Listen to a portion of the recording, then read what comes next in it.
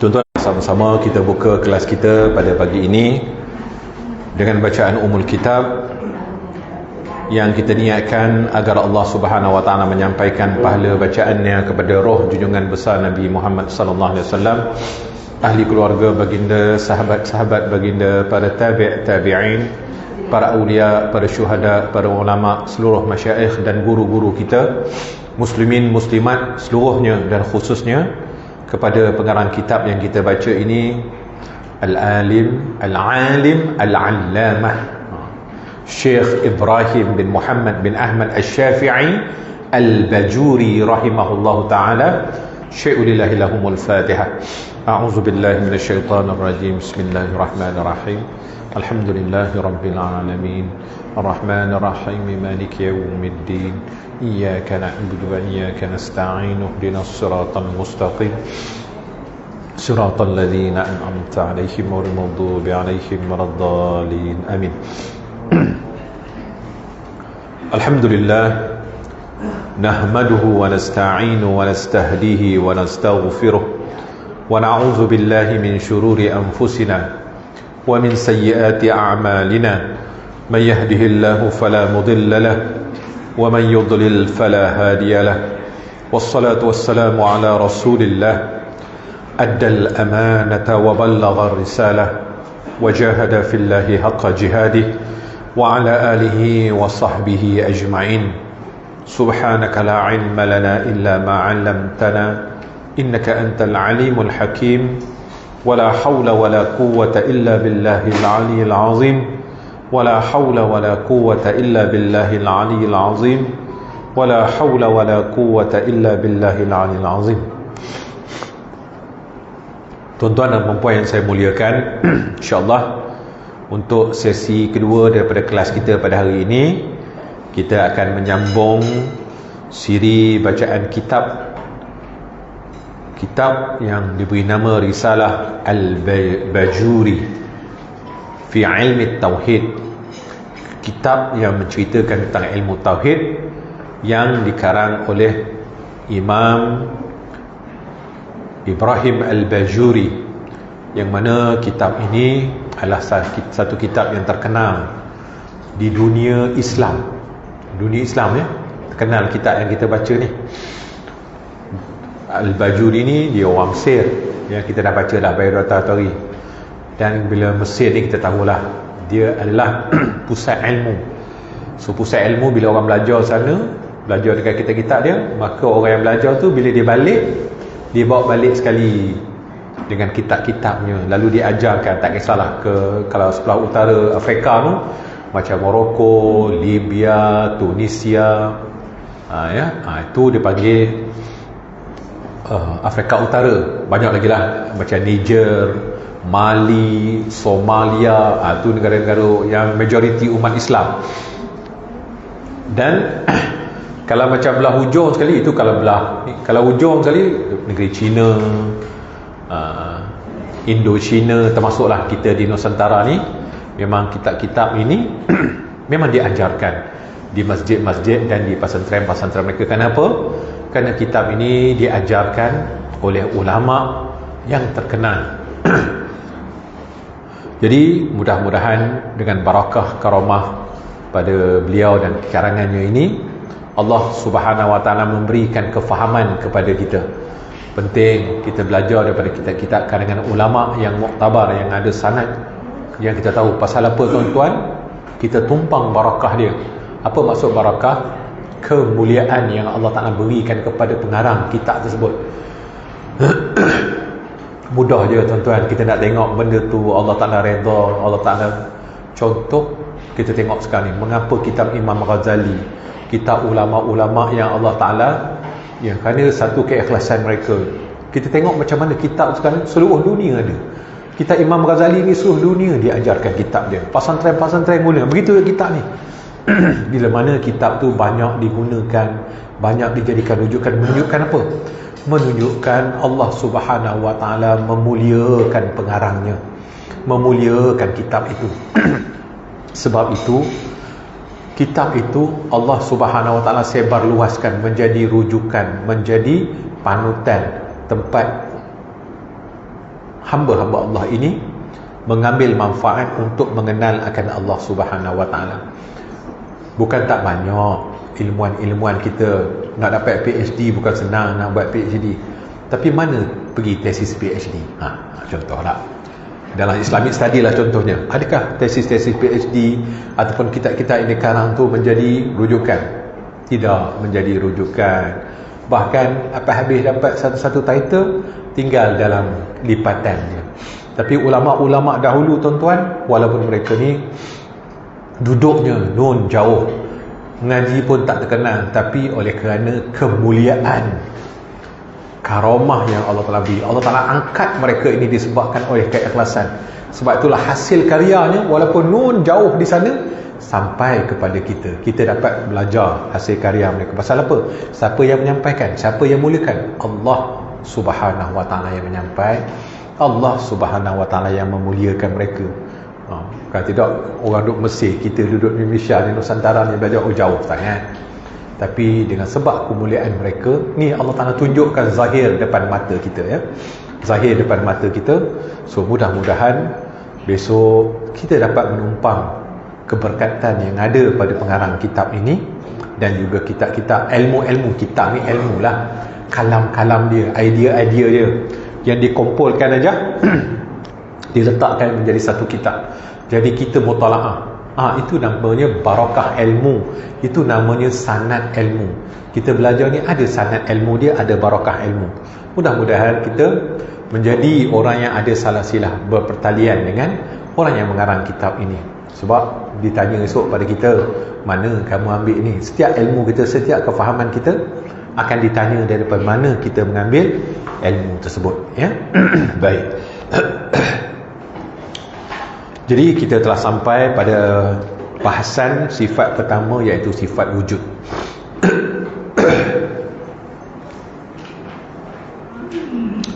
Qala al-musannif rahimahullahu ta'ala wa nafa'ana bihi wa bi'ulumihi fid daraini amin. Baik, kita baca, ya.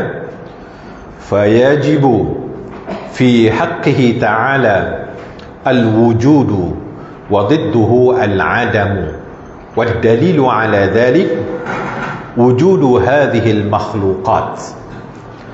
Ayat dia pendek je dalam kitab ini, matan daripada kitab, ya. Maksudnya kita tengok di situ. Fa, maka, yajibu, wajib, fi, bagi ataupun pada, haqqihi, haknya, domir itu kembali kepada Allah Subhanahu Wa Ta'ala. Sebab itu disebut fi haqqihi ta'ala. Apa yang wajib pada haknya Allah Subhanahu Wa Ta'ala itu, pada dari segi sifatnya, al-wujudu, wujudnya. Wadidduhu al-adamu, dan lawan bagi wujud Allah Ta'ala itu sifat tiada. Lawan ada, tiada. Baik. Dan dalil yang di atas demikian itu ialah wujudu hadhil makhluqat, wujudnya makhluk. Apa maksud makhluk? Makhluk itu boleh dikenali sebagai alam. Makhluk juga dikenali sebagai, kalau dalam kitab ni disebut kainat. Kainat. Cari kita terjemah dalam bahasa Melayu lah untuk mudah faham. Satu, makhluk, kita pun dah sebut makhluk. Yang kedua, kita sebut sebagai alam. Alam. Dan yang ketiga disebut sebagai ciptaan. Yang keempat disebut sebagai hudus, hadis, benda-benda yang baru. Sebab benda yang baru semua dicipta oleh Allah Subhanahu Wa Ta'ala. Allah Ta'ala saja yang qadim, ya. Yang lain daripada tu baru belaka, semua kena jadi belaka. Baik. Kemudian sesuatu disebut sebagai sesuatu, ya. Allah bukan sesuatu. Selain daripada Allah, semuanya adalah sesuatu. Jadi itu ada 5 istilah untuk mudah kita faham apa yang disebut sebagai makhluk. Makhluk yang diciptakan, lawannya khaliq. Makhluk yang diciptakan. Lawannya khaliq.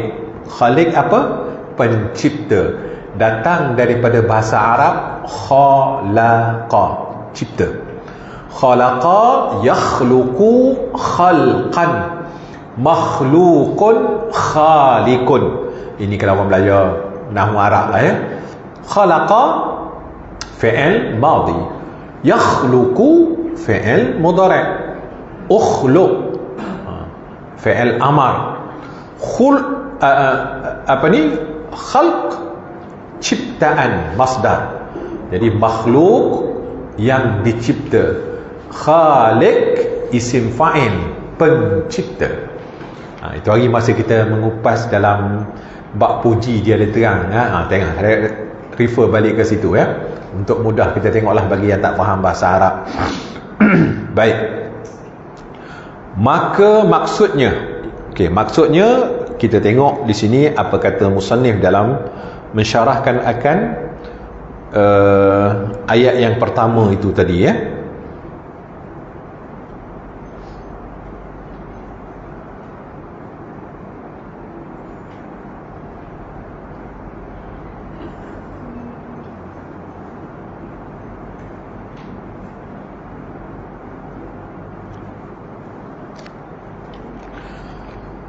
Baik, kita tengok sini dululah yang paling mudah ya. Wujud, kalau kita belajar dalam sifat 20, dimulakan dengan sifat wujud. Wujud, qidam, baqa, mukhalafatuhu ta'ala lil hawadis, qiyamuhu binafsih, wahdaniyah. Adakah ini mesti begitu? Mesti wujud dulu? Tak ada. Bukanlah wujud itu mesti dahulu, tidak dia tidak ada 1, 2 dan 3. Mengapa ulama meletakkan wujud dalam ini? Adalah susunan ulama meletakkan wujud itu yang pertama dari seginya, sebab segala apa yang ada ini menunjukkan kepada wujudnya Allah Subhanahu Wa Taala ya. So kalau tidak ada wujud, nak bicara benda lain, tak ada benda lah tak ada lah. Qidam, baqa, mukhalafatu ta'ala, tak ada lah, tak ada nak bahas lah. Wujudnya tak ada lah. Macam kita tak ada lah dah nak bahas namanya ke, penglihatannya ke, perbuatannya, tak ada lah, sebab wujudnya pun tak ada. Begitulah. Sebab itu wujud itu, sifat wujud itu diletakkan sebagai sifat yang pertama. Mengapa kita mengkaji sifat? Untuk mengenal Allah, mengapa kita mengkaji sifat? Sebab baginda Nabi SAW beritahu kita, tafakkaru fi khalqillah wa la tafakkaru fi zatillah. Tafakkaru fi khalqillah, fikirlah kamu, kajilah kamu, bahaslah olehmu fi khalqillah, pada apa-apa yang diciptakan oleh Allah. Wa la tafakkaru fi zatillah, jangan kamu fikir, jangan kamu kaji, jangan kamu bahas tentang zat Allah. Zat Allah tak boleh nak dibahas, tak boleh nak dicipta. Kalau ada orang cuba nak mencerita zat Allah, lari cepat-cepat.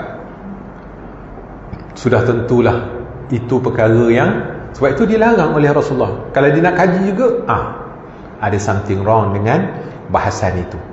Sebab itu yang dibenarkan untuk kita mengkaji apa dia? Sifat ya? Sifat Allah Subhanahu Wa Taala.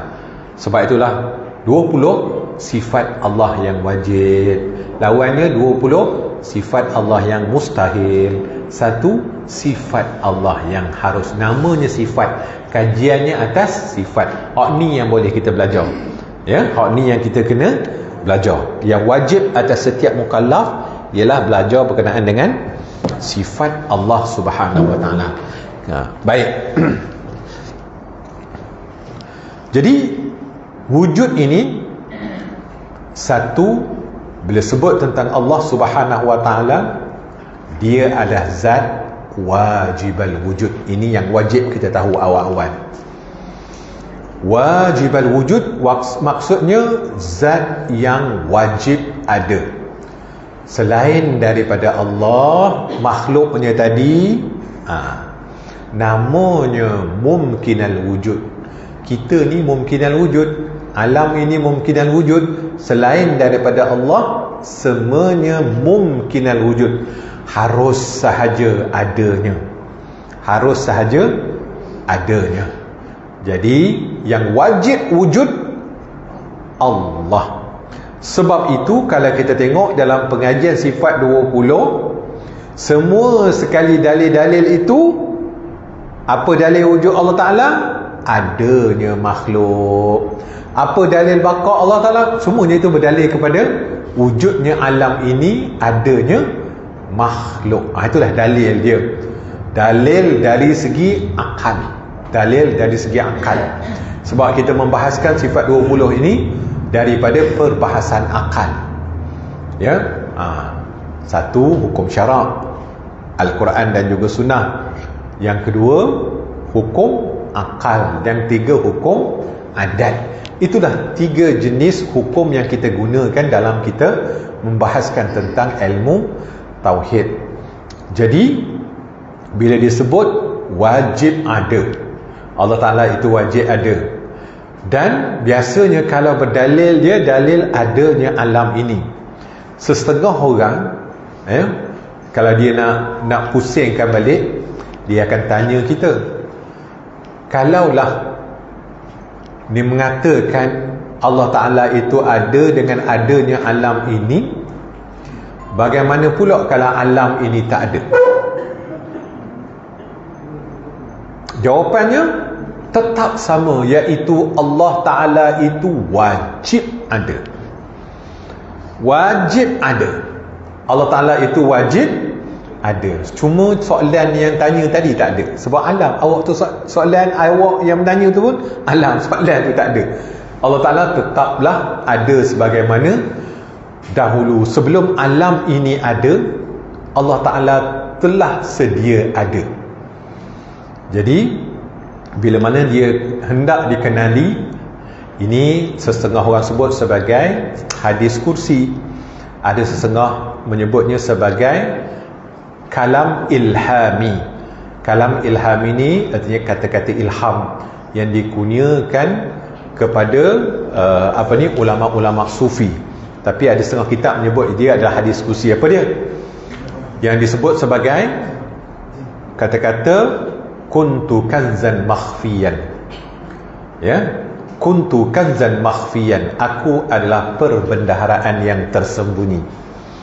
Fa ahbabtu an u'rifa, aku suka untuk dikenali. Fa khalaqtu khalqa, lalu aku ciptakan makhluk.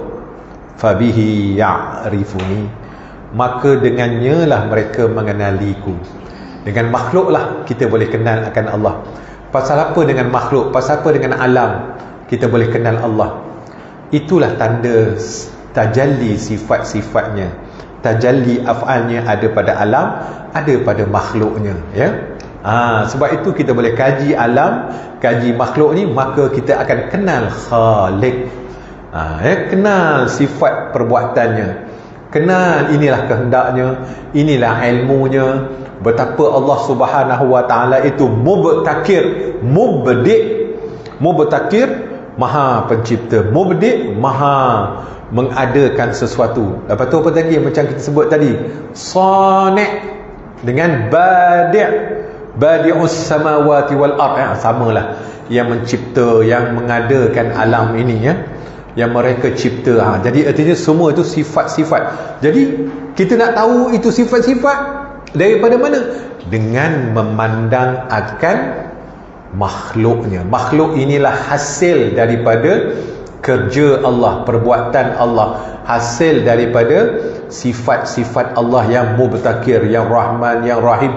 Segala sifat-sifatnya maha sempurna itu, mana tajalli dia, mana tempat dia? Pada makhluk-makhluknya.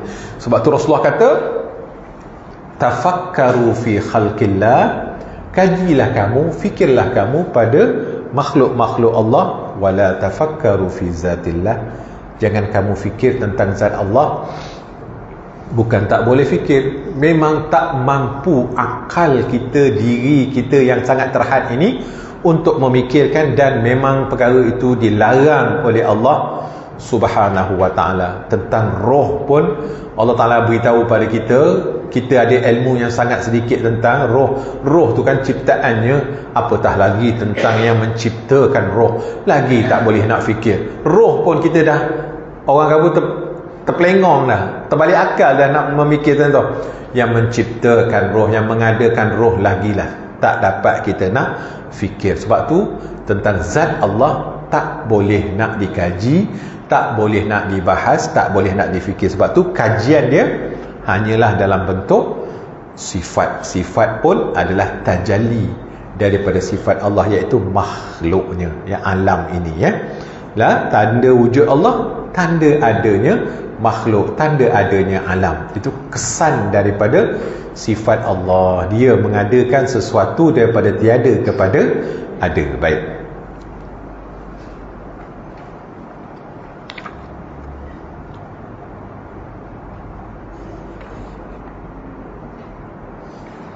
Baik, kita baca yang di bawah ni. Allah Subhanahu wa taala berfirman, qalat rusuluhum afillahi syakkun fatiris samawati wal ard.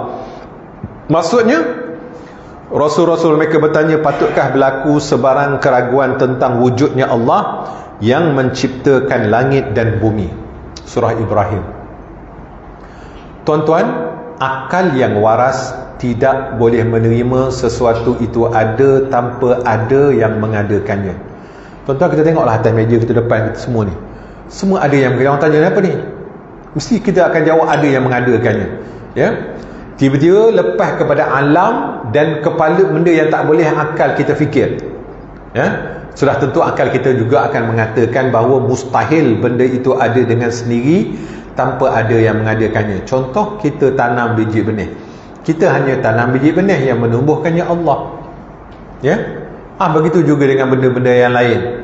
Artinya yang mengadakan sesuatu yang mana kita dah lepas dah. Akal manusia ataupun mata manusia tak dapat lihat dah. Sudah tentulah perkara itu ada yang mencipta, ada yang mengurus, ada yang mentadbir, ada yang menjadikannya, iaitulah Allah Subhanahu. Akal waras tidak boleh terima sesuatu perkara itu tidak ada yang menciptakannya, tidak ada yang menguruskannya, tidak ada yang mentadbirkannya, ya. Sebab mudah, tengok depan mata kita, tunjuklah apa saja, semua kena dicipta, semua dicipta, semua dicipta, semua ada, kita kenal, oh ni manusia, ini tukang tu, ni tukang, ni kilang tu, ni kilang, kita boleh beritahu. Itu sebab akal kita tahu. Tapi bila beyond kita punya akal, akal kita juga tidak boleh menerima kalau sesuatu benda alam ini tumbuh dengan semula jadi, tak boleh. Dia kata mesti ada yang mengurus, mencipta sebagaimana benda yang ada ni. Jadi wajib ada pencipta, wajib ada yang mengurus, wajib ada yang mengadakannya. Baik. Jadi di sinilah, ya, Allah Subhanahu wa taala berfirman, qalat rusuluhum afillahi syakkun fatiris samawati wal ard. Rasul-rasul mereka bertanya, patutkah berlakunya sebarang keraguan tentang wujudnya Allah yang menciptakan langit dan bumi? Langit dan bumi sudah tentulah kita tak tahu, tak pernah tengok, Allah tak nak menciptakannya. Tapi kita yakin, ya, sebagai orang yang beriman bahawa yang menciptakan langit dan bumi itu adalah Allah Subhanahu wa taala. Baik. Ayat ini mempersoalkan golongan yang menafikan wujud Allah Subhanahu wa taala, yang hakikatnya membawa pengertian kewujudan Allah Azza wa Jalla. Allah Azza wa Jalla berfirman lagi, fa'lam annahu la ilaha illallah. Ini kita sentiasa dengar sebelum Tok Imam ke siapa yang bawa kepala tahlil, disebut fa'lam annahu la. Oh, punya di sini, ya. Ayat dia dalam surah Muhammad, ya. Kita ingat Tok Imam tu saja-saja sebut. Tak. Yang benda yang kita buat tahlil tu semua bersumberkan kepada hadis dan Al-Quran, bukan pandai-pandai. Jadi ulama kita apa? Dia susun sahaja, dia ambil sahaja. Disebut tu semua ada dalil dia. Kita sekarang ni lah baru start nak kata itu bid'ah itu ni. Aku semangat ilmu baru setahun jagung, pandai nak membid'ah tu, nak bid'ah ni macam lah, pandai sangat, ya. Contohlah, ya, kata itu bid'ah ni bid'ah tu. Ulama-ulama dulu memang setiap apa yang mereka, dia lagilah takut pada kita nak banding dengan Allah SWT. Kita ni baru setahun jagung nak mengenal apa ni akan ilmu agama ni, amboi pandai nak mengkritik ulama-ulama terdulu. Cakap tu tak kena, cakap ni tak kena. Saya kadang-kadang geli telinga dengar, ya, yang baru-baru ni, ya. Artinya kita baru setahun jagung, Berarti nak mengkritik ulama-ulama macam Imam Al-Ghazali. Oh, nak membid'ahkan Imam Al-Ghazali, nak mengatakan apa yang bukan tahap kita, bukan kita punya level. Jangan tuan-tuan Jangan dengan ulama-ulama yang terdahulu ni. Kita mesti meletakkan rasa kasih, cinta, hormat kepada mereka dan ilmu yang ada pada mereka. Bahkan saya beritahu tadilah, tengok contoh kitab-kitab yang kita belajar ni, tu tanda dalil Allah Ta'ala ni memuliakan mereka, mengangkat darjat mereka. Ya. Jadi Allah Ta'ala izinkan kepada kita melihat hasil karya mereka sampai sekarang. Dia ajar tuan-tuan memberi manfaat kepada ummah walaupun mereka ni dah meninggal ada yang ribuan tahun, ratusan tahun, tapi ilmunya tetap tersebar melalui karya-karya mereka. Kalau betul kita tu hebat sangat, cuba buat kitab tengok. Orang baca dah kitab kita, contohlah. Beli pun tidak mungkin, orang tak beli pasal nak baca. Contohlah ya. Betul itu tanda apa? Tanda Allah memuliakan hamba-Nya. Banyak kadang-kadang tengok tiba-tiba kita sekarang baca sikit-sikit, baru setahun jagung ni kritik macam-macam. Sedap sangat kita mengkritik orang khabar ya. Baik, mudah-mudahan kita tidak ada sifat yang seumpama itu ya. Untuk ulama ni berhati-hati, kerana ulama ni dagingnya itu masmumun. Daging ulama ini beracun. Maksudnya apa? Jangan kamu sangka buruk, kata buruk tentang ulama, kerana kamu akan termakan racun itu. Bila kita kata buruk tentang ulama, cakap tak bagus tentang ulama, artinya kita akan dapat implikasi yang buruk. Jangan berhati-hati. Sebab tu disebut dalam kata-kata tu, daging ulama adalah masmum. Daging tu maksudnya apa? Maksudnya ngumpat lah. Kita mengatakan, atuhibbu an ta'kula lahma akhikum wa mayyitan fakarihtumuh. Allah Ta'ala sebut dalam Al-Quran tentang ayat orang yang mengumpat, balasan pada orang mengumpat. Hendakkah kamu makan daging saudara kamu yang muslim itu yang telah mati? Fakarihtumuh, sudah tentu kamu tidak akan suka untuk makannya. Itu tamsilan kepada orang yang mengumpat. Dia makan daging saudaranya sendiri. Ini pula daging ulama. Yang dia umpat tu adalah, yang dia kata, yang dia cerca, yang dia tahmah tu adalah ulama. Lagilah parahnya, sebab daging ulama itu masmumun. Ini kata-kata beracun. Maksudnya jangan sekali-kali kamu nak kata tak tentu pasal kepada ulama. Kita tidak sebagaimana mereka, diam sudah. Kalau tak setuju, diam je. Tak setuju, kita diam je. Melainkan nyata sangat benda itu menyalahi akan syariat ataupun syarak. Baik. Jadi kita tengok lagi fa'lam, surah Muhammad tadi, annahu la ilaha illallah. Maksudnya, ketahuilah sesungguhnya tidak ada Tuhan melainkan Allah. Dalam ayat yang lain, Allah Subhanahu wa ta'ala memperkenalkan dirinya kepada Nabi Musa. Innani anallah fa'budni wa aqimis salata li dzikri. Ayat Quran Apa maksud dia? Innani anallah, akulah Allah. Allah Ta'ala sebut fa'budni, sembahlah aku. Aqimis salata li dzikri, tunai kamu akan salat itu untuk ingat kepada aku. Itu. Baik. Jadi di sini fa'lam annahu la ilaha illallah ni, Allah Ta'ala sendiri beritahu sesungguhnya tidak ada Tuhan melainkan Allah. Jadi yang disembah, berhak disembah itu tambahan, boleh belaka Tidak ada Tuhan yang berhak disembah melainkan Allah. Tidak ada Tuhan melainkan Allah pun boleh. Yang paling penting sekali dalam perkataan la ilaha illallah ini, nafi dan isbat. Dia nak cerita dua benda tu je. Nafi tu apa dia? Menafikan segala sesuatu selain daripada Allah, mengisbatkan, menetapkan hanya Allah sahajalah Tuhan yang disembah. Yang disembah itulah benda yang disembah, tempat bergantung, tempat macam-macam lah jadi yang nak diberitahunya, kita menafikan segala sesuatu tidak ada kuasa, tidak ada boleh memberi manfaat ataupun mudarat. Yang berkuasa, yang boleh memberi manfaat, memberi mudarat, yang menghidup, memati, dan banyak-banyak lagi lah menyembuh, membahagia, memulia, hanyalah Allah. Isbatnya hanyalah kepada Allah. Yang lain tak boleh. Obat tidak boleh menyembuh, doktor tidak boleh menyembuh, makanan tidak boleh mengenyang, air tidak boleh. Ingat di situ ya, itu semua asbab. Asbab tidak boleh memberi bekas. Yang boleh memberi bekas hanyalah Allah. Nanti kita sampai pembahasan ini ya. Nanti kita akan sampai pada pembahasan bab la ilaha illallah ni secara terperinci. Baik. Jadi di sini pengenalan dia ya. Jadi musannif nak beritahu dalam surah Muhammad ayat 9, Allah Taala sendiri beritahu pada kita, ketahuilah, fa'lam, ketahuilah olehmu, annahu, sesungguhnya, la ilaha illallah, tidak ada Tuhan melainkan Allah. Ya. Nanti kita akan bahas apa itu ilahun, apa itu rabbun ya.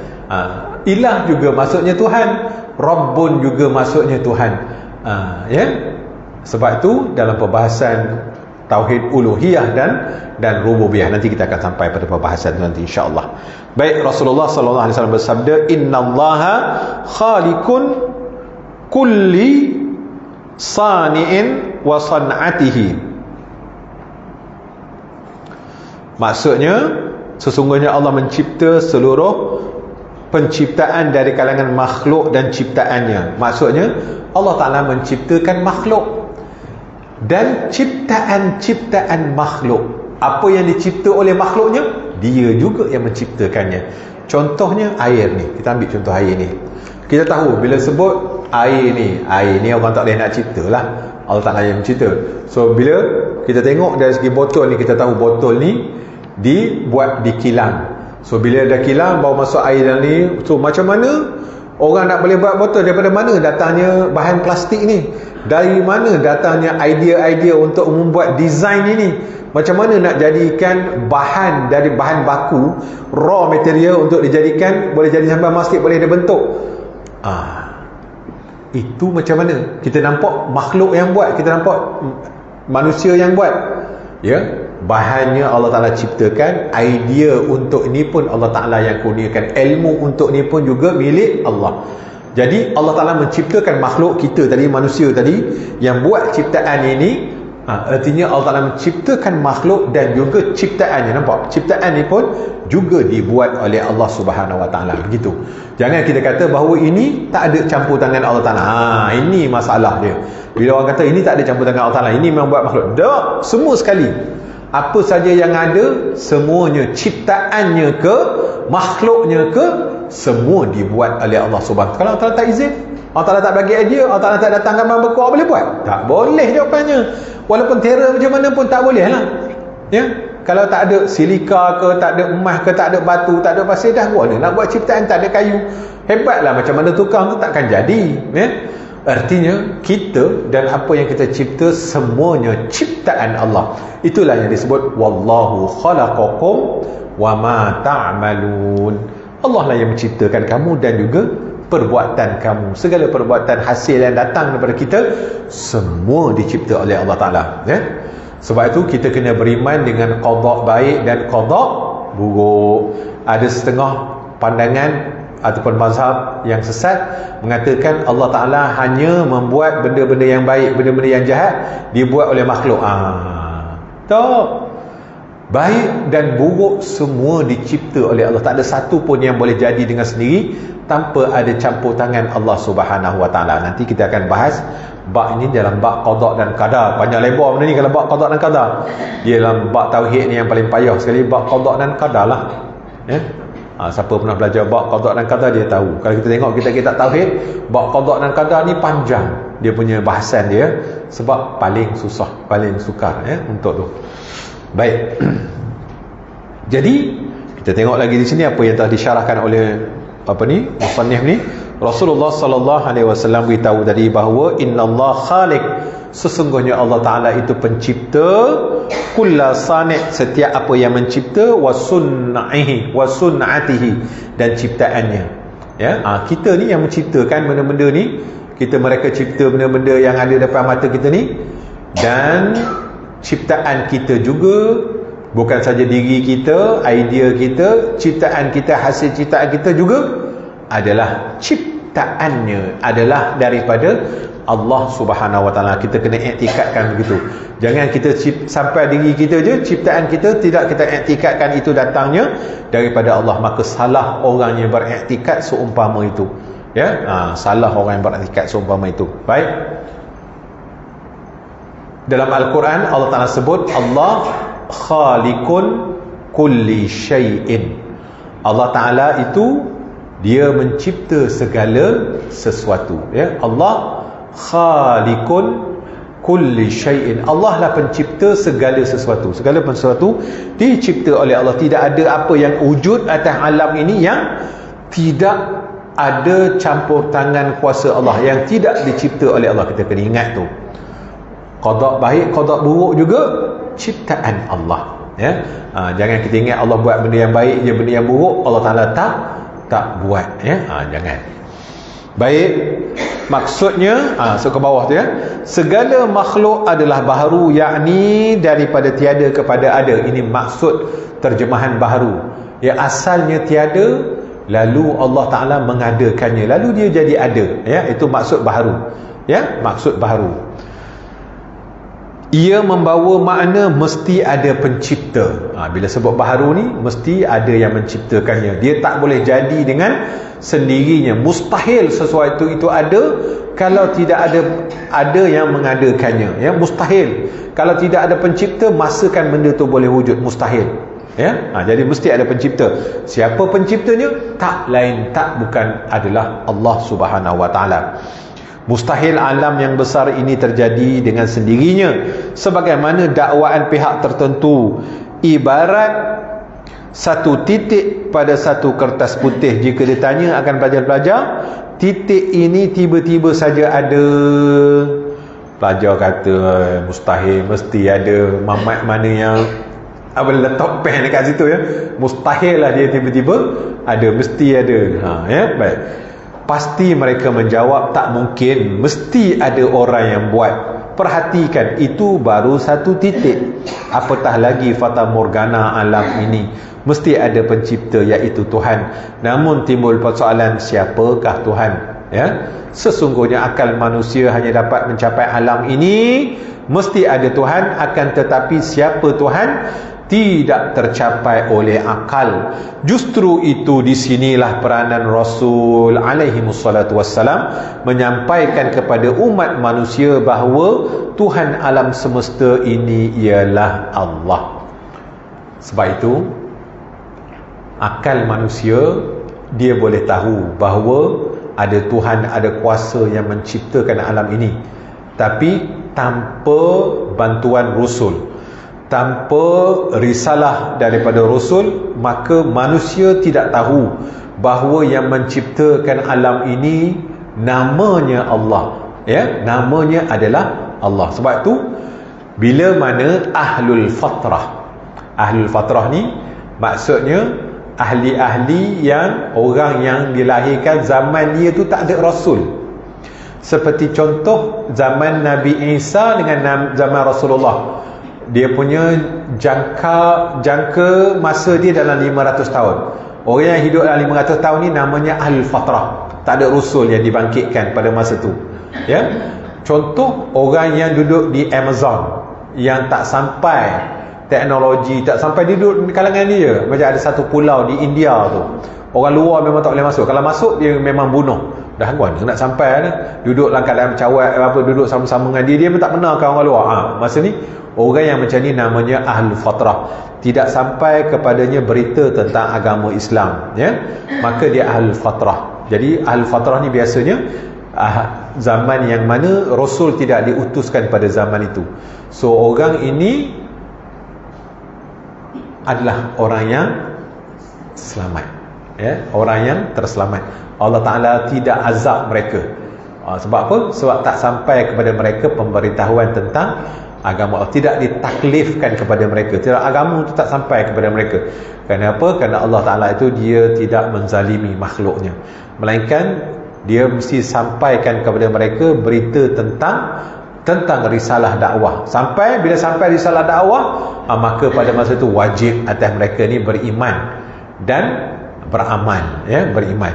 Jadi kalau tak sampai, tak ada arah lah, namanya ahlul fatrah. Jadi untuk mengenalkan manusia itu kepada Allah yang menciptakan langit dan bumi ini, siapakah orangnya? Tak lain tak bukan ialah para rasul. Itu maksud dia. Nak bawa situ je sebenarnya, ya.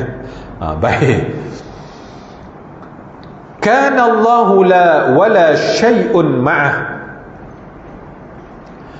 Kana Allah, sesungguhnya Allah telah pun wujud, wala syai'un ma'ahu, dan tiada yang wujud bersama dengannya. Ini hadis Imam Bukhari, ya. Ini hadis sahih daripada riwayat Imam Bukhari. Dan inilah juga kata-kata Imam Ali karramallahu wajhah yang sangat masyhur. Kana Allah wala syai'un ma'ah. Ya, adalah Allah itu, dia macam itulah, dan tidak ada sesuatu pun yang bersama dengannya. Wujudnya tetap wujud sebelum segala-gala wujud ni, dia wujud. Dan tidak ada pun yang berserta dengan dia. Sekarang ni macam mana dia macam tu ke? Dia duduk atas arash ke? Kan arash tu baru. Arash tu makhluk yang baru dijadikan. Alam ni makhluk jadikan. Sebelum alam, sebelum arash ni ada, Allah duduk mana? Sudah. Tanya soalan tu. Kalau kita nak katakan bahawa Allah itu duduk atas arash, duduk atas langit, ini persoalan sekarang ni. Kita pecah dari segi akidah ni lah sebenarnya. Inilah topik perbahasan ni. Allah duduk di langit, Allah duduk atas arash. Sebelum arash ada, sebelum langit ada, sebelum alam ada, kana Allah Ta'ala telah wujud, wala syai'un ma'ah, dan tidak ada sesuatu pun yang bersama dengannya. Tak ada alam. Seperti mana yang hadis kursi yang saya baca tadi, kuntu kanzan makhfiyan, aku adalah pembendaraan yang tersembunyi, fa ahbabtu an u'rifa, aku suka untuk dikenali, fa khalaqtu khalqa, lalu aku ciptakan makhluk, cipta alam. Alam tu termasuk apa? Arash, langit, malaikat, segala-galanya alam lah tu. Fa bihi ya'rifuni, dengan makhluk-makhluk itulah kamu boleh kenal aku. Kalau aku tak ciptakan makhluk, macam mana kamu nak kenal aku? Tanda-tandanya takkan kenal. Sebab Allah ni dia macam tu, ya. Untuk mengenalnya diciptakan makhluk. Dengan makhluk inilah baru kita boleh mengenal akan Khaliq, ya. Kan Allah, adalah Allah Ta'ala itu telah wujud, wala syai'un ma'ah, dan tidak ada sesuatu bersama dengan. Sebelum dia menciptakan alam, sebelum menciptakan arash, sebelum menciptakan langit, di mana Allah? Persoalan dia. Dia tetaplah sebagaimana dia terdahulu. Walaupun alam ini telah jadikan, dia tetaplah macam tu. Dia tidak memerlukan tempat, dia tidak memerlukan arash, dia tidak memerlukan makhluknya. Sekiranya Allah memerlukan makhluknya, lemahlah ia. Kerana dia sebelum makhluknya ada pun, dia memang dah ada. Memang dia telah maha berkuasa, dia memang macam itulah. Tidak ada sedikit pun berubah. Ini persoalan dia, ya. Berhati-hati kepada sesiapa yang nak mengiktikadkan Allah Ta'ala itu berada di langit dan berada di atas arash. Nampak? Mudah je, benda ni simple je, ya. Bila kita belajar sifat 20, kita tahu bahawa benda ni simple je sebenarnya, ya. Di mana Allah sebelum segala sesuatu dijadikan, sebelum alam ini dijadikan, dia macam itulah. Ni hadis kursi, hadis daripada Imam Bukhari, ini hadis sahih. Imam Bukhari kata, kan Allah, adalah Allah itu telah wujud, wala syai'un ma'ah, dan tidak ada sesuatu pun yang bersama dengannya. Sebelum alam ini ada, dia dah ada. Macam itulah kedudukannya sampai sekarang ni. Sampai sekarang ni macam itulah Allah. Dia tidak memerlukan alam, dia tidak memerlukan tempat, dia tidak memerlukan masa, dia tidak memerlukan apa saja. Maha suci. Wallahu ghaniyun 'anil 'alamin. Allah Ta'ala beritahu dalam Al-Quran, Allah itu maha ghani. Apa maha ghani? Maha kaya. Apa maksud maha kaya? Tidak memerlukan daripada alam ini. Kalau dia memerlukan alam ini, lemahlah dia. Dia tak perlu. Dia tak perlu makan, tak perlu minum, tak perlu tidur, tak perlu isteri, tak perlu anak, dia tak perlu tempat, tak perlu duit, tak perlu tuan-tuan. Dia tidak memerlukan apa yang makhluknya perlu, ya. Kita perlu penyokong untuk kita naik, kita perlu duit untuk jadi kaya, nak beli tu, nak beli ni. Dah. Dia tidak memerlukan itu. Wallahu ghaniyun 'anil 'alamin. Allah maha kaya daripada alam ini. Benda yang dia ciptakan ni, dia tak perlu pun. Dia menciptakan alam ini untuk apa? Untuk menyatakan keagungan, kebesaran, kekuasaan, kehebatan, kesempurnaan, menyatakan wujudnya. Dia nak nyatakan itu. Sebab tu kita kena mengenalinya. Sebagai pencipta itu saja dia nak. Dia nak pada kita mengenalinya, mengagungkannya, membesarkannya, ya, beribadah kepadanya. Baik, kita tengok lagi. Kita meyakini perkhabaran tersebut kerana kita yakin sifat benar, sidik para Rasul alaihimussalam, utusan Allah Azza wa Jalla. Sesungguhnya mereka terpelihara daripada sifat dusta. Mengapa kita kena percaya kepada apa yang diberitahu oleh Rasulullah? Rasulullah kata yang menciptakan alam ini namanya Allah. Dialah Tuhan yang esa, Tuhan yang tunggal, Dia yang maha berkuasa, Dia itu, Dia ini, ya. Pasal apa kita kena percaya pada Rasul? Sebab Rasul ini manusia yang Allah Ta'ala ciptakan, tidak ada sifat dusta bagi mereka. Sebab tu wajib kita belajar sifat yang wajib bagi Rasul: sidik, amanah, tabligh, fatanah. Mula-mula sekali sidik. Lawan pada sidik apa dia? Dusta. Rasulullah ni tidak akan berdusta, ya, tidak akan berdusta. Kalau ada dusta dalam kata-kata Rasulullah, maka terbatallah dia punya kerusulannya itu. Sebab Allah Ta'ala memang menyelamatkan mereka ini daripada dusta. Rasulullah tu apa dia? Maksum. Terselamat dia. Dia bukan macam kita. Dia terselamat daripada dosa, apatah lagi untuk berdusta. Ya, dia terselamat daripada dusta. Allah Ta'ala pelihara Rasul-Rasul ni. Pasal apa kita kena percaya cakap Rasul? Kerana mereka lah orang yang benar.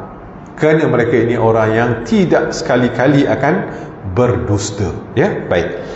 Kita meyakini perkabaran tersebut kerana kita yakin sifat benar, sidik para Rasul alaihimussalatu wassalam, utusan Allah Azza wa Jalla. Sesungguhnya mereka terpelihara daripada sifat dusta, maksum. Artinya bukan saja maksum daripada dosa, maksum daripada razail, sifat-sifat yang keji. Boleh, baik. Sebab tu dusta itu adalah pada sifat-sifat yang keji. Rasul terpelihara daripada sifat-sifat yang keji. Dosa pun terpelihara, sifat-sifat keji pun terpelihara. Baik. Musuh Islam dewasa ini sedaya upaya cuba mengoncangkan akidah kita dengan mereka-reka cipta bahawa Nabi tercinta pernah menipu. Ni ya.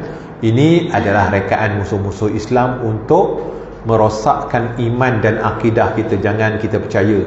Kalau ada kata-kata yang cerita-cerita yang menceritakan Nabi itu ada buat trik, tipu, jangan kita percaya. Sebab Rasulullah diselamatkan oleh Allah daripada sifat-sifat tersebut, ya. Apabila umat Islam termakan propaganda ini, mereka mula rasa ragu-ragu. Adakah benar segala perkhabaran Rasul? Inilah triknya orang-orang orientalis. Orientalis ni kadang-kadang dia buat tesis dia gambar. Okey, awak nak dapat PhD pada saya, boleh? Awak buat kajian tentang kelemahan Rasulullah. Orang nak dapat PhD, buat kajian tentang kelemahan Rasulullah. Gila ke itu? Tak salah, biarlah tak dapat PhD, tak apa. Ya, janganlah dituruti. Ini kan inilah kadang-kadang kita bukan tak bagus ya belajar, tapi kadang-kadang supervisor tu orientalis. Orientalis ni memang niat dia buat kajian untuk merosakkan Islam. So dia berilah tajuk-tajuk kepada kita ni. Kita oleh kerana nak dapat PhD tadi, mikir kejawatan besar menunggu kita, buatlah kajian. Bahana dapat artinya. Artinya kita buat kajian, perah otak siang dan malam mikir macam mana nak tulis juga tentang kelemahan Rasulullah. Maka kita pun tulis. Sangat bahaya tuan-tuan, ya.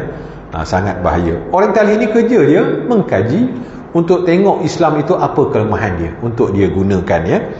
Baik, sebab itulah, ya, tujuan mereka, pasal apa mereka nak was-waskan iman kita supaya akidah kita ini tidak kejam. Bila akidah kita tidak kejam, maka pegangan kita longgar terhadap agama kita.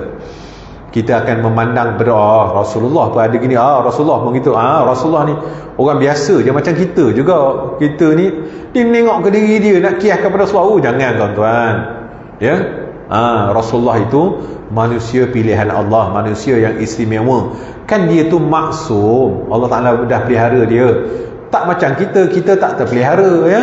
Rasulullah itu hebat makamnya di sisi Allah, manusia pilihan Allah, utusan Allah. Sudah tentu orang yang dipilih, orang yang diutus oleh Allah ni, Allah lah yang memeliharanya, Allah lah yang menjaga makam dia, Allah lah yang menggunakan segala apa yang diperlukan olehnya, ya. Baik, kita jangan terpedaya dengan kalau terbaca propaganda ataupun tulisan-tulisan yang cuba untuk, seperti contoh yang Barat tembak Rasulullah pasal apa, berkahwin dengan Sayyidatina Aisyah pada usia 9 tahun. Lepas tu ceritalah, itu semua perkara-perkara yang nak merosakkan imej baginda Nabi SAW. So bagaimana Rasulullah pula isteri sampai 12 orang, yang ada 9 orang sama dengan dia. Macam-macam dia tulis. Itu semua propaganda-propaganda yang ditulis untuk kita ada satu imej memandang Rasulullah dengan cara sangkaan buruk. Jangan kita termakan dengan hasutan-hasutan yang seumpama ini. Kerana apa? Dia boleh melibatkan keimanan kita. Sebab la ilaha illallah Muhammad Rasulullah, la ilaha illallah bicara tentang Allah, Muhammad Rasulullah bicara tentang Rasul. Dia akan cuba rosakkan kepercayaan kita kepada Allah, dia akan cuba rosakkan kepercayaan kita kepada Muhammad Rasulullah, pada Rasul-Rasul. Itulah kalimah syahadah. Percaya tentang Allah, percaya tentang Rasulullah. Ini tunjang. Dapat rosak dua ni, dia dapat kita ragu. Dia bukan nak rosak, sekarang ni dia panggil apa? Menimbulkan keraguan. Kan macam lawyer kan, untuk menang satu-satu kes tu dia menimbulkan keraguan je. Bila dah ragu sudah boleh menang lah kes tersebut. Tidak menimbulkan keraguan. Macam itu loh dengan keimanan kita. Sebab itu iman kita mestilah jazam. Kita beriman ni mesti jazam. Kita dah baca dah dulu, ya. Jazam ni maksud dia 100% percaya. Tak boleh 0,0,0,01 ada tak percaya. Sudah 0,1 tu akan merebakkan habis semua kita punya keimanan, ditolak amal kita, ya. Rosak kita. Jadi jangan, tuan-tuan. Di sinilah artinya musuh Islam datang memainkan peranan. Dia bukan tak bagi kita percaya, dia nak bagi rosak sikit je. Dia nak twist sikit je. Nak ada keraguan dalam kes tersebut. Bila ada keraguan, tak ada. Itulah tujuan mereka, musuh-musuh Islam ni. Sebab tu mereka datang kepada kita dengan pelbagai cara untuk merosakkan keyakinan kita kepada agama kita, kepada Allah, kepada Rasulullah sallallahu alaihi wasallam. Berhati-hati, ya. Baik, musuh Islam dewasa ini sedaya upaya menggoncangkan akidah kita dengan mereka cerita bahawa Nabi tercinta sallallahu alaihi wasallam pernah menipu. Apabila umat Islam termakan propaganda ini, mereka mula rasa ragu-ragu adakah benar segala perkhabaran Rasulullah. Bila kita rasa Rasulullah itu pernah menipu ke apa ke, bila dia baginda cakap dah kita ragu, hadis dia dah ragu, perbuatan dia dah ragu. Itu dia, itu tujuan dia, ya. Sebagaimana orang Syiah dia tidak terima kitab yang paling besar di kalangan umat Islam. Apa dia? Kitab rujukan hadis kita yang paling besar, Bukhari dan Muslim. Caranya apa? Dia meragukan tentang siapa itu Imam Bukhari dan Imam Muslim. So bila boleh dia ragukan imamnya, maka segala periwayatan diriwayat oleh Bukhari dan Muslim akan menjadikan, sebab tu dia tak terima Bukhari Muslim. Dia meletakkan macam-macam cerita. Contoh kan tengok cara nak tembak dia mesti rosakkan dulu tokoh tersebut. Jadi apa yang dia keluarkan orang tak percaya. Sebab tu kalau macam Syiah, dia punya rujukan dia apa? Kulaini. Kitab dia tak pegang pada Bukhari Muslim. Kalau macam kita Bukhari, Muslim, Nasai apa semua, mereka ada kitab mereka yang tersendiri, ya. Dia punya periwayatan yang lebih siqah. Itu sebab tu bahaya, tuan-tuan, ya. Bila mana nak tembak satu-satu karya, dia akan tembak orang yang menghasilkan karya tersebut, ya. Baik. Bukan tembak apa ni, rosakkan imej, ya. Kan tak faham pula ikat tembak. Baik. Firman Allah Subhanahu wa taala, okey. Huwal awwalu wal akhiru wal zahiru wal batinu wa huwa bikulli syai'in alim. Dialah yang awal dan akhir dan yang zahir serta yang batin. Dialah yang maha mengetahui akan tiap-tiap sesuatu. Huwal awwalu, maksud huwal awwalu ni bukanlah dia yang awal. Maksud yang awal sini apa ni? Dialah yang awal, yang mana tidak ada permulaan bagi awalnya. Nampak? Kita kena faham begitu. Awal, kalau macam faham kita, nombor satu tu awal. Tapi sebelum satu ada tak? Ada, namanya kosong. Contoh, ada lagi awal, ada lagi awal. Dah. Bagi Allah Ta'ala, dialah awal yang mana tidak ada awal bagi permulaannya. Dia tidak ada permulaan. Dialah awal dan tidak ada permulaan bagi awalnya. Ya. Macam saya cerita kepada tuan-tuan hari itulah, ya, tentang tasalsul dengan daur. Ingat lagi? Tasalsul dengan daur. Di tengah-tengah hari ni dia pening kepala sikit, dia kau tengah hari ni, tengah hari ini pukul 12 matahari terpacak atas ni, memang akal kau nak tidur je, nak pula kena nasi daging tadi. Nasi daging pula sedap. Makan tu tak masuk dah ustaz. Tapi betul lah, ya, belajar ni paling kuat 45 minit je, lepas tu dia mudah-mudahan Allah Ta'ala bantu kita untuk sampai ke penghujung. Baik, tasalsul dengan daur. Ingat lagi? Ingat lagi?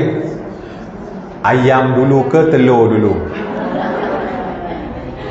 Itulah tasalsul dengan daur. Tasalsul dengan daur. Itu hari bak daur, dia terputar-putar gitu lah.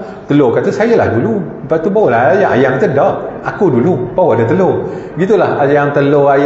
Tak habis, itu tak habis. Kena ada yang selain daripada ayam dan telur, ya, yang menciptakan ayam dan telur, baru settle cerita tu, ya. Itu hari saya dah cerita lah kepada tuan-tuan, ya, bak tu, malas nak ulang dah. Baik. Okey.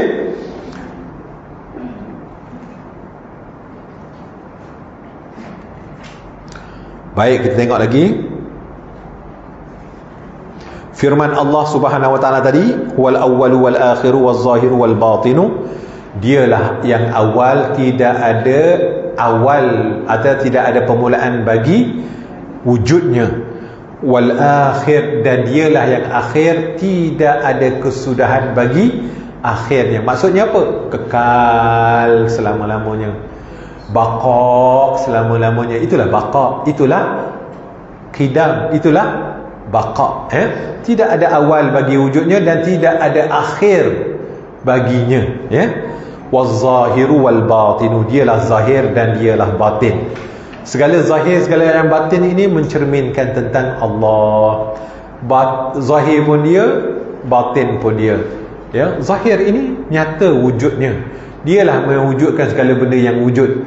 Sebab itu nyata wujud Allah ni lebih nyata jika dibandingkan dengan benda yang nyata. Dialah lebih nyata. Kenapa? Kerana dialah yang menyatakan benda yang nyata. Mana boleh benda yang nyata ini lebih nyata daripada yang menyatakan yang nyata? Dialah yang maha nyata dari segala kenyataan yang ada ni. Dialah Allah yang nyata. Mustahil benda yang nyata ini lebih nyata daripada Allah. Kita ni hanyalah pernyataan kepada Allah yang maha nyata. Tapi kenapa kita tak nampak?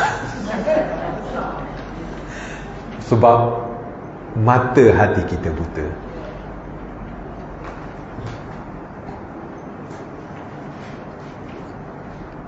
Betul tak? Allah Ta'ala nyata, tuan-tuan. Sangat nyata. Dia yang mencipta, dia yang menggerak, dia yang mentadbir, dia pun, dia nyata. Dialah. Sebab tu Allah sebut wal awwalu waz zahir. Zahir itu dia yang menzahirkan segala benda yang zahir ni. Dialah yang menzahir. Kalau dia tak zahirkan ni, tak ada alam ni, tak ada ni, tak ada segala ni, tak ada. Dia yang menyatakan benda yang nyata ni. Dah ada cipta pula mata boleh tengok benda yang nyata. Dia juga dia segala-galanya. Artinya tuan-tuan, akal kita apa memang tidak akan lepas kalau bagi orang yang Allah Ta'ala bukakan padanya, dia nampak Allah ini senyata-nyatanya, nyata, ya. Sebab tu dia sebut dia maha nyata. Maha nyata ni lebih daripada nyata. Tapi oleh kerana kita hanya melihat kenyataan, tidak nampak yang maha nyata, yang menyatakan kenyataan itu, ya. Kita tak nampak. Tak ada arah lah. Mudah-mudahan kita ni dikurniakan oleh Allah nampak kenyataan yang dinyatakan oleh Allah yang maha nyata, barulah nyata akan kenyataan wujudnya itu. Macam cakap falsafah pula dah. Baik. Wal awwalu wal akhiru wal zahiru wal batinu. Benda-benda yang batin juga dia Allah yang maha mengetahui segala benda yang batin. Dialah mencipta benda yang batin. Apa yang batin? Perasaan kita, roh kita, benda-benda yang tak nampak, benda-benda batin yang tersembunyi pada diri kita, semuanya benda batin. Tak dia juga menciptanya, tak dia juga mengurusnya, tak dia juga menggerak mentadbir. Tuan-tuan, nyata dia. Duduk rasa perasaan kita, akal kita yang kita tak nampak, roh kita yang kita tak nampak, menyatakan akan wujudnya Allah. Tutek bercakap dalam tu. Siapa duk bercakap dalam tu? Siapa yang menguruskan yang bercakap dalam tu? Dia Allah. Ya. Kita cuma nak sedar itu je. Nak sedar yang zahir dan batin kita ini menyatakan akan wujudnya Allah, kuasanya Allah, hadirnya Allah bersama-sama dengan kita. Ya.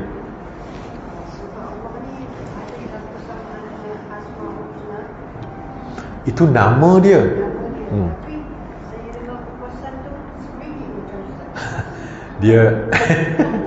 Dia bila kita kupas namanya, kita tidak boleh lari daripada empunya nama. Empunya nama tu zat dia. Namanya Allah. Allah tu nama bagi zat.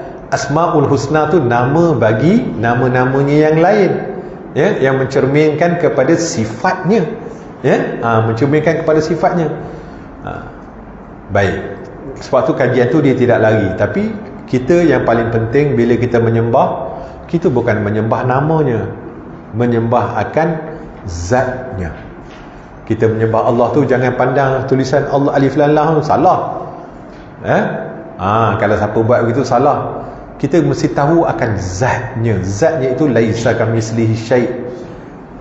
Zatnya itu laisa kamitslihi syai', tapi ada namanya. Siapa namanya? Allah.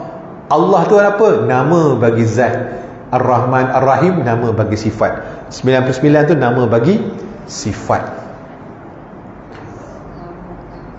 Walillahil asmaul husna fad'uhu biha. Dalam Al-Quran Allah Ta'ala sebut, bagi Allah lah yang memiliki asmaul husna, maka hendaklah kamu berdoa dengannya. Walillahi tis'a wa tis'ina isman. Rasulullah sebut bagi Allah tu ada 99 nama. Barang siapa yang menghitungnya, dakhalal jannah, masuk syurga orang tu. Artinya dia hafal, hitung. Bukan setakat hafal dan hitung, mestilah dia tahu akan mana nama-nama Ar-Razzaq. Bila nampak rezeki macam tadi, kita makan nasi daging tadi, oh ya Allah, Ar-Razzaq. Allah Ar-Razzaq. Allah Ta'ala beri rezeki dia. Terima kasih ya Allah, kau hantar kedua pasangan ini masak pada kami lauk sedap makan lagi. Nampak rezeki nyata. Ada orang yang bawa, tapi sebenarnya Ar-Razzaq itulah, dialah memberi pada kita hari ini. Kalau kita nampak kepada sampai dua pasangan ni je, terhenti di situ, tak nampak di sebaliknya, masih lagi buta pandangan kita kepada Ar-Razzaq tadi, yang memberikan rezeki kepada kita. Itulah kasih sayang dia, maha memberinya tadi. Dia bukakan hati dua pasangan ni nak masak pada kita, lepas tu masaknya pula sedap. Yang sedap tu dia juga, bukanlah tu kepakaran yang diberikan kepada hamba Allah. Kita nampak sampai tahap tu, oh ya Allah, hebatnya engkau nak meraihkan jamaah pada hari ni, ya. Dia punya perancangan tu, oh, kalau kita nampak itu yang meleleh air mata tu. Kalau kita nampak setiap sudut yang Allah Ta'ala nak raihkan kita ni, meleleh air mata kita, tuan. Betapa dia meraihkan kita, hamba-hambanya ni. Sayangnya dia, kasihnya dia, hebatnya dia meraihkan kita tu. Itu kalau orang boleh pandang sampai tahap tu, nyatalah Allah tak lindung. Allah macam mana lagi? Tak terlindung, tuan. Allah ni tak terlindung. Nyata, sangat nyata, ya. Lebih kurang gitulah, lebih kurang. Wallahu alam, ya. Baik, kita baca lagi permulaan. Lawan bagi sifat sedia adalah baharu, ya. Baik. Kita tengok di sini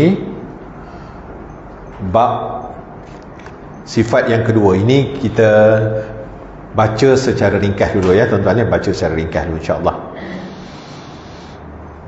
Wa yajibu fi haqqihi ta'ala, wajib pada haknya Allah Ta'ala itu al-qidamu, wa ma'nahu annahu ta'ala la awwala lahu wa didduhu al-huduth, wa dalilu ala dhalik annahu law kana hadisan lahtaja ila muhdithin wa huwa muhalun. Ya, baik. Wajib bagi haknya Allah Ta'ala itu al-qidam. Maksud qidam ini ialah, apa maksud dia? Apa maksud qidam? Sedia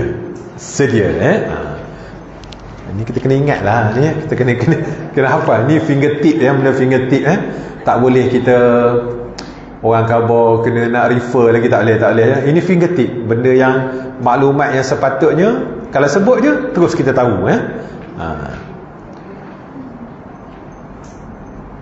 la awwala lahu, tidak ada awal baginya. Saya dah terjemahkan tadi ya. Wa didduhu al-huduth, dan lawannya itu adalah baharu.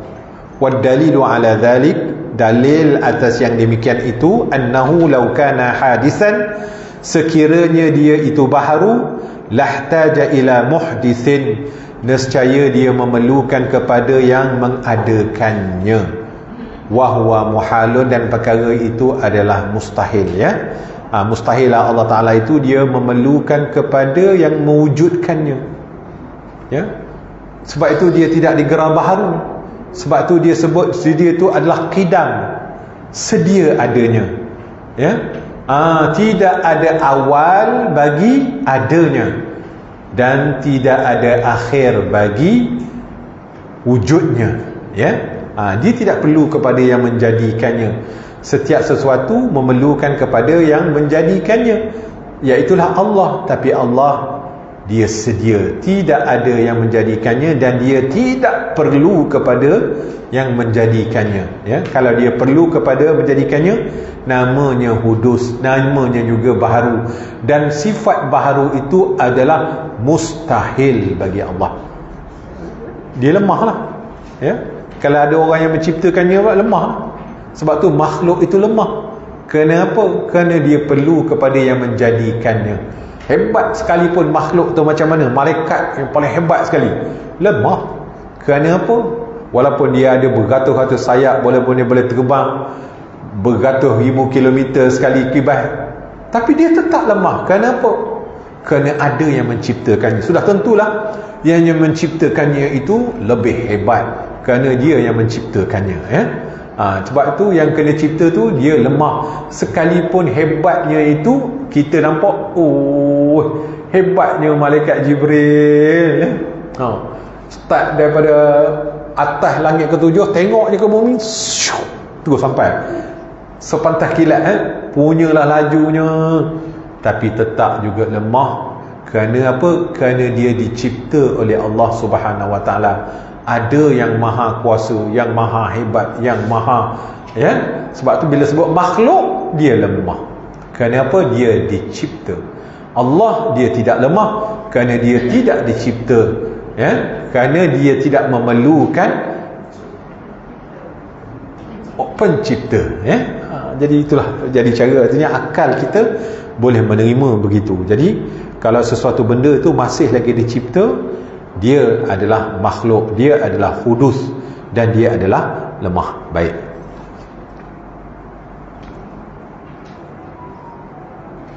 Kemudian kita tengok lagi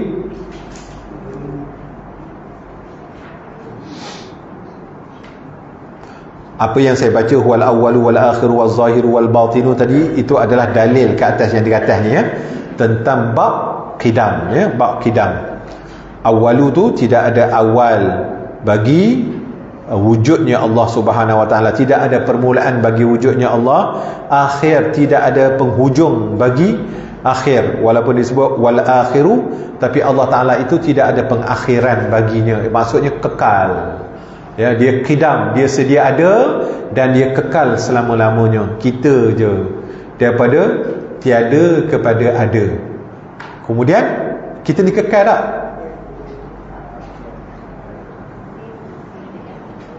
Jasad kita ni tak kekal sebab kita akan menempuh kematian, tapi roh kita kalau mengikut ceritanya akan kekal dalam akhirat tu, kekal, tapi berasal daripada tiada, tak ada, dicipta oleh Allah, tapi Allah Ta'ala yang mengekalkan. Terpulanglah kepada Allah sama ada dia nak kekalkan seberapa lama, tapi harus bagi Allah untuk mentiadakan kita.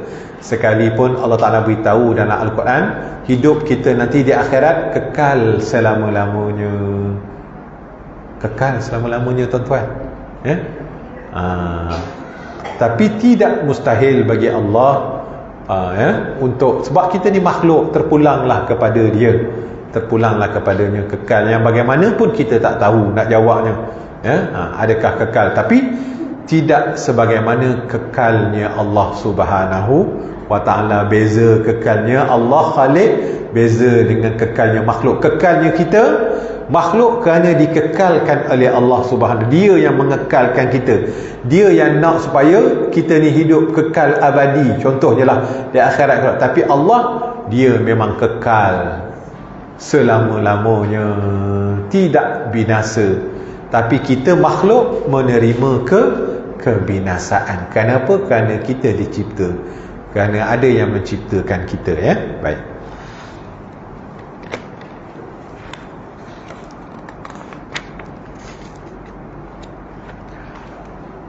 Permulaan lawan bagi sifat sedia adalah baharu, al-hudus.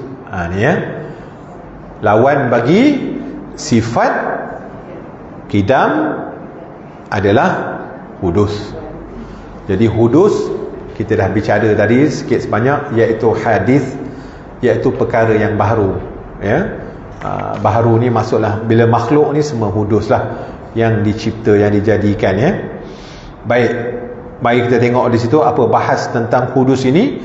Rasulullah SAW beritahu kita, Allahumma antal awwalu falaisa qablaka syai'. Maksudnya, wahai Tuhan, engkau maha awal dan tiada wujud sebelum engkau. Hadis Imam Muslim rahimahullahu ta'ala dalam Sahih Muslim hadis 7064. Allahumma antal awwalu falaisa qablaka syai'.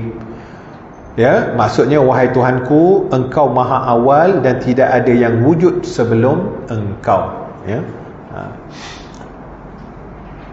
Istilah baharu dalam ilmu akidah adalah permulaan. Ini istilah baharu dalam ilmu akidah. Istilah baharu itu disebut sebagai permulaan. Segala sesuatu yang ada permulaan, maka itu disebut baharu. Tak kira lah kalau macam malaikat, macam loh, macam kolam, itu semua dahulu makhluk-makhluk yang Allah Ta'ala jadikan awal pada kita tu. Syurga, neraka pun dah ada awal pada kita lagi. Kolam, loh mahfuz, semuanya makhluk-makhluk. Tapi walau mereka ini sudah ada lama, berbilion-bilion tahun, namun ia tetap juga namanya baharu. Kerana apa?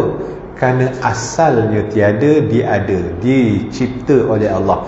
Setiap sesuatu yang ada permulaan, setiap sesuatu yang dicipta, namanya baharu ataupun disebut sebagai hudus. Hudus, hadis, hudus. Boleh pakai. Kadang-kadang sebut hadis, kadang-kadang sebut hudus. Hadis bukan percakapan tu. Hadis masuk baharu. Senang sebut hudus lah. Kita gunakan dia punya masdar, kata terbitan, hudusun maksudnya. Istilah baharu dalam ilmu akidah ada permulaan. Ia lawan kepada qadim. Lawan kepada qadim, hudus. Segala selain daripada Allah adalah diciptakan daripada tiada kepada ada. Mudah je. Kalau kita nak tahu, orang tanya kepada kita, apa macam mana kita nak kenal hudus, macam mana kita nak kenal makhluk? Ma siwallah. Hafal tu. Ma siwallah. Ayatnya pendek. Ma siwa Allah. Apa yang selain daripada Allah, semuanya hudus, semuanya baharu. Ma siwallah, ma siwallah, apa yang selain daripada Allah semuanya hudus, semuanya makhluk, semuanya baharu. Jadi kalau orang tanya kita, hudus tu apa? Hudus itu jawapan dia ma siwallah. Ma siwallah itulah maksudnya makhluk, ma siwallah tu maksudnya hudus, ma siwallah itu maksudnya alam inilah yang diciptakan oleh Allah Subhanahu, yang bermula daripada tiada lalu diadakan, ya. Itu namanya hudus. Tahu dah, ya. Bila orang tanya hudus tu apa? Ma siwallah lah, makhluk tu lah, hudus lah, ya, yang dicipta, yang ada permulaannya. Itulah maksud baharu, itulah maksud hudus. Boleh, ya? Baik. Istilah baharu dalam ilmu akidah adalah ada permulaan. Ia lawan kepada qadim. Segala selain daripada Allah Subhanahu wa taala adalah dicipta daripada tiada kepada ada. Oleh itu semua selain Allah adalah baharu. Yang qadim hanyalah Allah. Selain daripada Allah semua baharu, yang qadim hanyalah Allah. Ya, boleh faham, ya? Mudah aja ni. Firman Allah Subhanahu wa taala, kullu syai'in halikun illa wajhah. Setiap sesuatu itu binasa melainkan zatnya. Kalau terjemah secara literal ayat, wajahnya. Sebab tu wajah-wajah Allah ni namanya ayat mutasyabihat. Tapi di sini terjemahan dia zatnya, ya, zatnya. Wajah ni wajhun, muka. Kan kalau kita dah faham muka tu, itulah. Kalau tak faham esok ayat mutasyabihat ni dengan cara yang itu yang menyebabkan kita akan jadi musyabbihah. Orang yang mentashbihkan Allah dengan makhluknya. Ini akidah yang bukan daripada akidah Ahlussunnah wal Jamaah. Ya. Berhati-hati kita dalam bab-bab fahaman ayat yang macam ni. Jadi kullu syai'in halikun, setiap sesuatu itu binasa, illa wajhah. Wajhah itu ulama menafsirkan kepada zatnya Allah. Hanya zatnya yang kekal. Semua sesuatu selain daripada zatnya binasa. Binasa. Kecuali yang ingin Allah Ta'ala kekalkan. Contohnya apa yang kekal? Kalau kita belajar ilmu tauhid dulu, azbuz zanab yang ada pada diri kita ni, tulang tongking kita, So tulang tongking kita lah yang besok dia akan menjadi sebagai kita punya biji benih yang akan tumbuh balik kita di mahsyar besok daripada azbuz zanab tu, ya. Allah Ta'ala kata bangun, tu kena-kena je lah, ya. Pasang balik, dia ada benih dia. Benih dia telah disebut azbuz zanab tadi. So bila Allah Ta'ala hancurkan segala sesuatu, dia hidupkan siapa dulu? Israel yang tiup trompet untuk kali kedua. Hidupkan Israel, tiup trompet, bau lain, hidup yang lain-lainnya, ya. Itu urus takbir Allah. Allah Ta'ala kata, siapalah pemilik alam ini dalam Quran tu, ya. Al-yawma apanya? Saya lupa dah ayat dia. Setelah dihancurkan, ada siapa lagi yang berkuasa ni? Habis semua dah dihancurkannya. Ada siapa lagi yang hebat selain daripada aku? Allah Ta'ala kata, al-mulku lillah, ya. Al-mulku lillah. Mulk maksudnya kerajaan itu, kekuasaan itu hanyalah milik Allah. Dialah pemilik segala kekuasaan dan kerajaan. Ya. Jadi artinya kita ni makhluknya hudus, benda yang baharu. Dan benda yang baharu itu menerima binasa. Kita akan dibinasakan, ya. Yang paling panjang sekali usia dia siapa? Israel. Israel. Last sekali dia kena cabut nyawa dia sendiri, ya. Cabut semua habis, semua dah cabut nyawa, tinggal dia seorang, ya. Allah Ta'ala cabut nyawa dia. Sekarang ni kau cabut nyawa kau sendiri. Macam mana rasanya selama ni untuk cabut nyawa orang, ya. Ya. Sekarang cabut nyawa sendiri pula. Sudah, ya. Mana agaknya kita pun tak boleh nak bayangkan, ya, macam mana Israel nak mencabut nyawanya sendiri. Baik tuan-tuan, kita tengoklah di sini, kullu syai'in halikun illa wajhah. Tiap sesuatu akan binasa melainkan zatnya. Ya, surah Al-Qasas ayat 88. Firman Allah lagi, wa yabqa wajhu rabbika dzul jalali wal ikram. Ya, dalam surah Ar-Rahman ayat 27 tu, wa yabqa wajhu rabbika dzul jalali wal ikram, dan kekallah zat Tuhanmu yang mempunyai kebesaran dan kemuliaan. Hanya zat saja yang kekal, yang lain semua dibinasakan oleh Allah Subhanahu wa taala. Baik. Ya.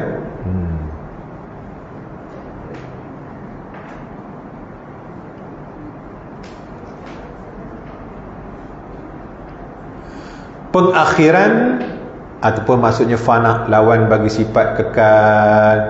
Tu nanti kita bab baqa lah. Nanti kita masuk dalam bab baqa, kita akan baca bab tu lah. Ya. Ini kita dah masuk dalam bab baqa dah ni. Baik. Ada sikit lagi kita baca wayajibu fi haqqihi ta'ala al-baqa'u. Wajib bagi haknya Allah Taala itu kekal. Makna annahu ta'ala la akhira lahu wa didduhu al-fana. Maksudnya tidak ada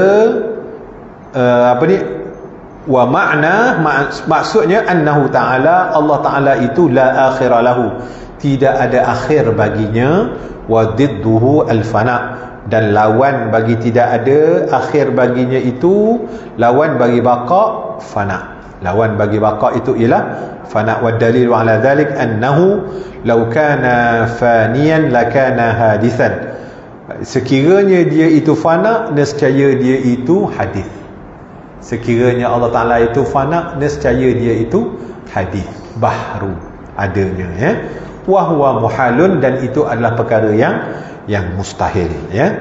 Jadi kita tengok bahasan-bahasan di sini yang macam kita urai tadilah, al-awwalu wal-akhiru wal-zahiru wal-batinu tu samalah huraian dia, ya. So, dan juga termasuklah ayat yang kita kupas yang di akhir tadi, wa yabqa wajhu rabbika zul jalali wal ikram. Itulah dalil pada fana yang kuat, ya. Wa yabqa, dan hanya yang kekal, wajhu, zat Tuhanmu yang memiliki kemuliaan dan kebesaran, ya. Zul jalali wal ikram, dialah zat yang memiliki kemuliaan dan kebesaran, ya. Pengakhiran fana itu lawan pada faktor, lawan pada sifat baqa tadi, ya, lawan kepada sifat kekal tadi, mempunyai pengakhiran iaitu al-fana. Bermula dalil atas itu, sesungguhnya sekiranya Allah Ta'ala ada pengakhiran binasa, nescaya Allah Ta'ala adalah baharu, dan hal tersebut adalah mustahil, ya. Mustahilah, kita akal tidak boleh memikirkan, akal tidak boleh terima kalau Allah Ta'ala itu binasa, ya. Allah Ta'ala itu tak kekal. Mana boleh dia mengaku Tuhan, dia sendiri tak kekal, dia sendiri binasa, dia sendiri menerima orang kerosakan, dia menerima sakit, dia menerima kekurangan. Allah Ta'ala dia tak boleh ada kekurangan, dia tidak boleh menerima kelemahan, dia tidak boleh menerima perkara-perkara yang menunjukkan lemahnya Tuhan itu, dan itu adalah sifat mustahil, ya. Mustahil bagi Allah Ta'ala itu bersifat dengan sifat lemah, mustahil Allah Ta'ala itu bersifat dengan sifat tidak sempurna. Sebab itu kita belajar sifat 20 ni hanyalah sebagai ummahatus sifat, ibu segala sifat, sedangkan Allah Ta'ala itu dia bersifat dengan kamalat, sifat kesempurnaan. Segala sifat yang elok, sifat yang sempurna, semuanya sifat Allah. Tapi kalau kita nak hitung semua sifat tu, jawapannya kita mati dululah. Sifat-sifat tu tak habis kita belajar.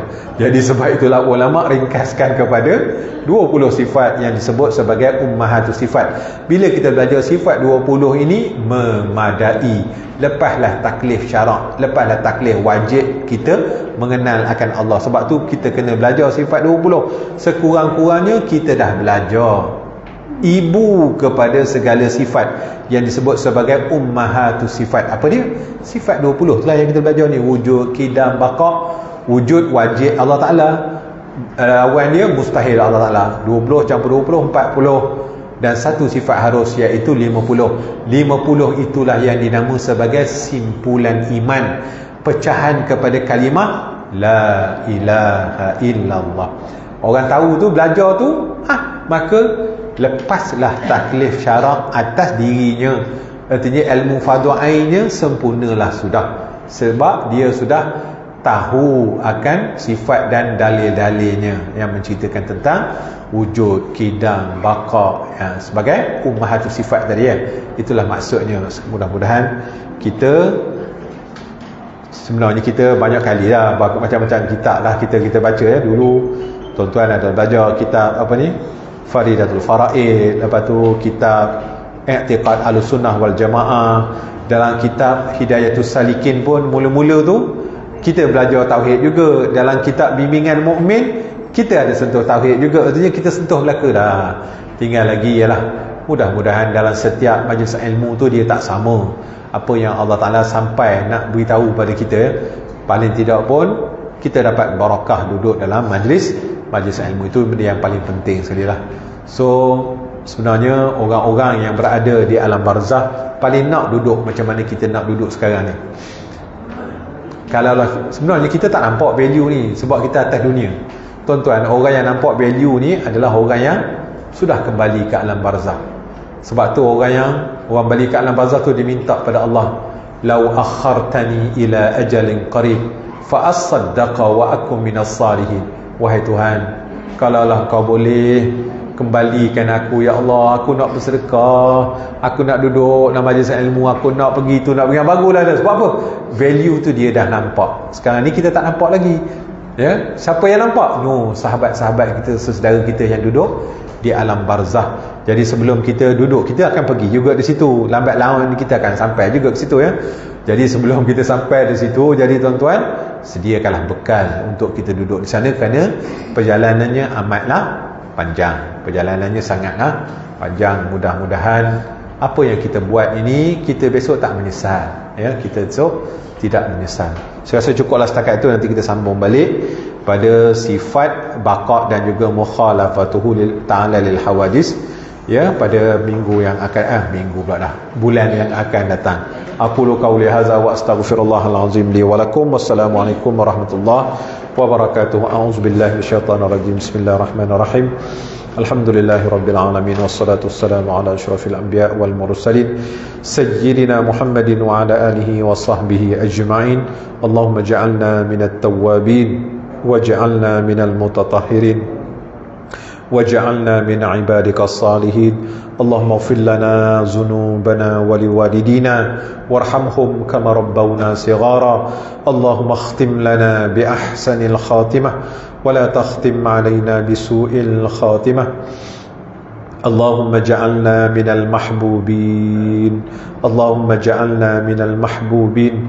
Allahumma ja'alna minal mahbubin wa ab'idna min diwanil bu'ada'i wal matrudin birahmatika ya arhamar rahimin. Rabbana hab lana min azwajina wa dhurriyyatina qurrata a'yun waj'alna lil muttaqina imama. Rabbana atina fid dunya hasanah wa fil akhirati hasanah wa qina adzaban nar. Wa sallallahu ala sayyidina Muhammad wa ala alihi wa sahbihi wa baraka wa sallam. Walhamdulillahi rabbil alamin. Taqabbalallahu minkum. Assalamualaikum warahmatullahi wabarakatuh.